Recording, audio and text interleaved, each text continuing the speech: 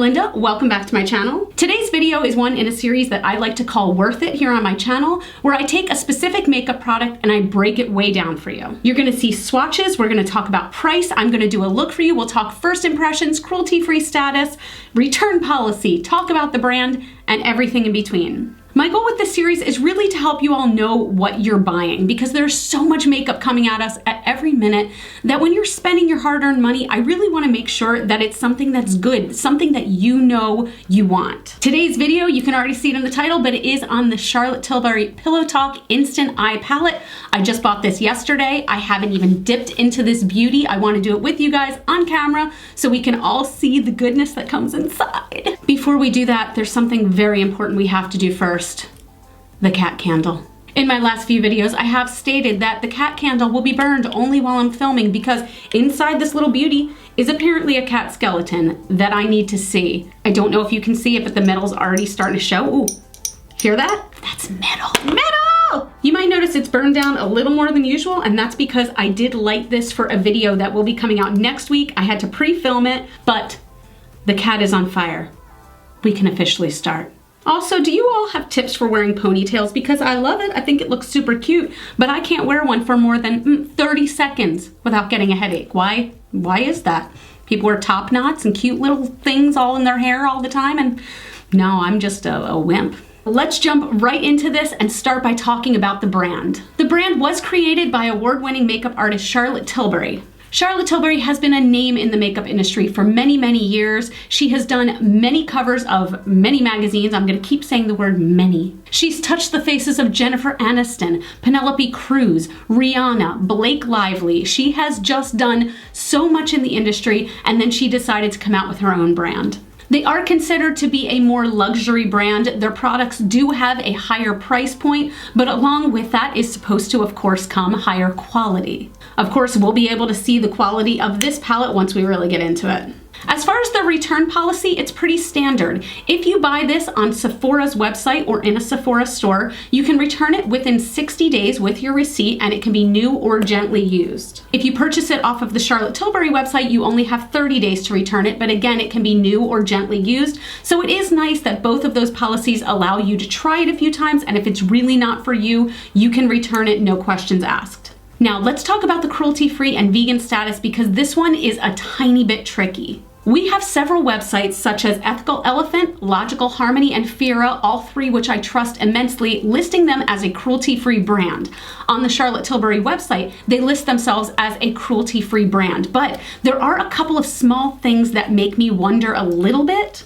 Number one, they have not been certified by either Leaping Bunny or PETA. This is something that the company has to go through themselves to be officially certified. So it's not like PETA or Leaping Bunny, will find them and just say, okay, poof, you're certified cruelty-free. I am curious why they haven't pursued that cruelty-free status yet, but I don't necessarily see it as a cause for alarm. There is one thing that is a tiny bit questionable though. Cruelty-Free Kitty is another blog that talks about cruelty-free status of products, and I have to admit that on the list of all the blogs, they're kind of at the bottom for me because I feel like they have a tendency to either be too radical to jump onto something very quickly, or on the other hand, sometimes they're too lax. So they're just not my favorite, but I do still use them as a source from time to time, and they have recently taken Charlotte Tilbury off of their cruelty-free list. So you may or may not know, but for an item to be considered truly cruelty-free, they cannot be sold in China. This is because China requires all imported cosmetics that are sold within the country of China to be tested on animals for the safety of their consumers. So therefore, if a product is sold in China, it must be tested on animals.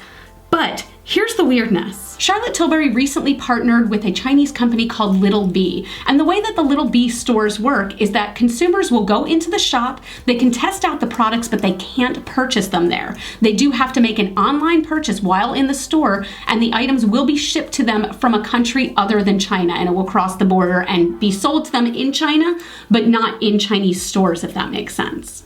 Now, what should the problem be? They're still getting these products from outside of China, so it means that they haven't been tested on animals, right? Well, the weird little loophole is the fact that the testers that are in the Little Beast store are being applied to consumers in China. So if that's the case, there is a chance those have been tested on animals, just the testers and things like that.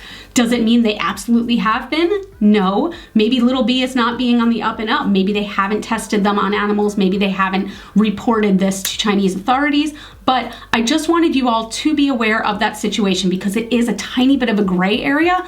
If I hear more, I will update in the description box below or in a comment, so please look out for that. But as of right now, I personally do consider them to still be cruelty-free. As far as their vegan status, so many products from this brand are vegan. I will say though that the Pillow Talk palette is not vegan. However, so many other Charlotte Tilbury products are that I love. There's the Hollywood Flawless Filter, there's all of their powders, there's the beauty wands. There are so many great vegan products from this brand. Before I get into price comparisons, I do want to talk about the packaging and the palette itself. As far as the packaging, it does come in a thin cardboard box, so this is easily recyclable. I love that. Once you take it out of the box, I mean, this might be the most luxe palette I've ever owned. I feel like it is so classy looking. You can see these are all raised. It's like a sunbeam. It's very beautiful. And surprisingly, it doesn't collect fingerprints as easily as I thought it would. I love it. I believe that it is just plastic, to be honest, but it's a very good quality. It is very hard. So if you're somebody who's trying to avoid all plastics, this will not be for you, but I think it's beautiful. Something else that I feel like is interesting is that the closure is magnetic, which is really nice. I know that way everything's gonna stay closed, it's gonna stay protected, because sometimes with other palettes, like this one for example, it just kind of flaps around and I feel like that can damage the shadows. So I really do like that magnetic closure. Now let's take a look at the palette inside.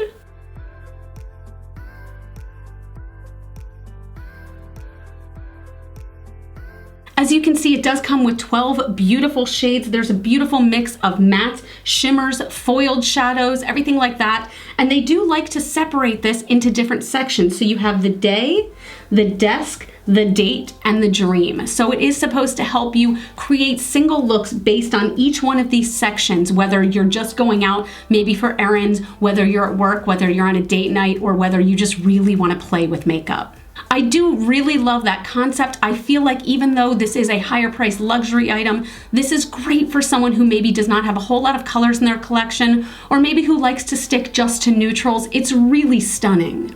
I will say that I put this palette in one of my Will I Buy It videos, which I will link right up here, and I was so torn on it because the price is nothing to balk at. It is $75 for this palette. But the problem was I went into Sephora a few times and I swatched the colors on my arms and it was just so beautiful. Every color that I touched was so creamy and pigmented and lovely that I eventually I failed at a low buy because of this palette.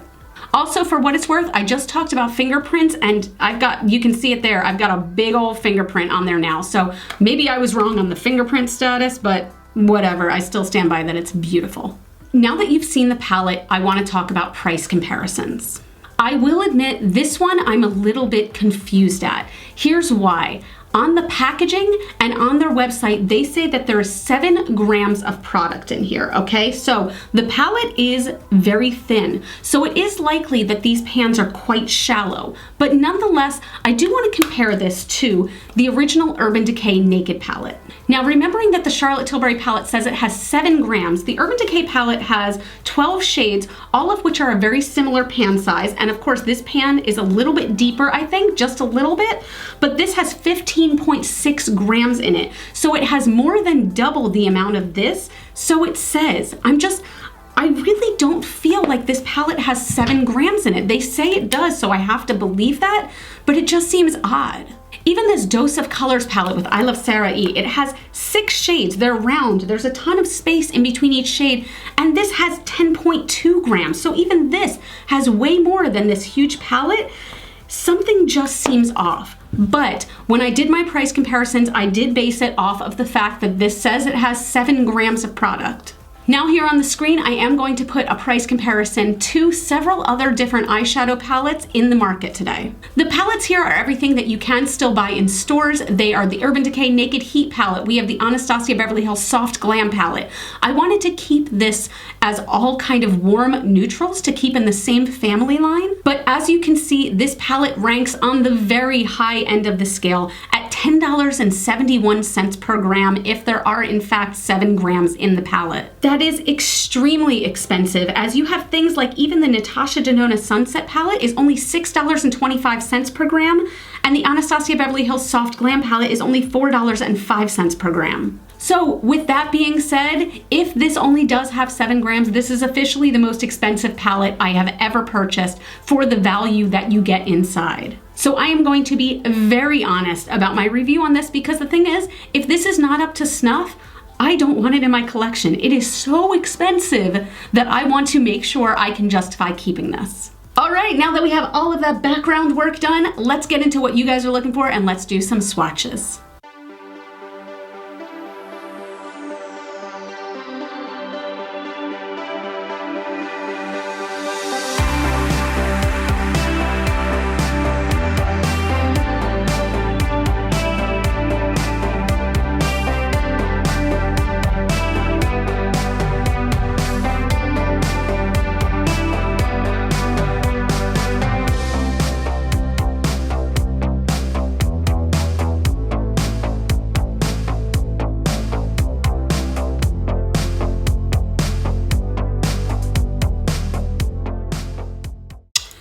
These swatches are so pretty and aesthetically pleasing to me that I don't want to take them off my damn hand. So here we have the Day look, we have Desk, we have Date, and we have Dream. And I'm so in love. Every single color swatched so beautifully and creamy and pigmented, but not so pigmented that there was fallout.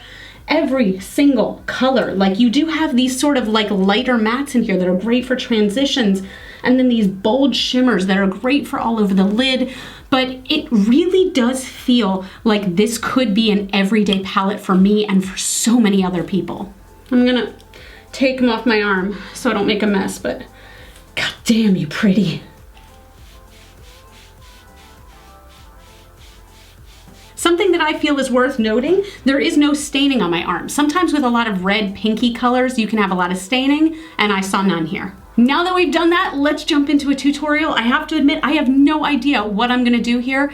I am gonna speed this up a little bit, but you will see everything that I'm using, and we're just gonna go through this together and see if this applies as beautifully on my face as it does on my forearm, because I'm not just walking around with makeup on my forearm. I'm not that kind of girl.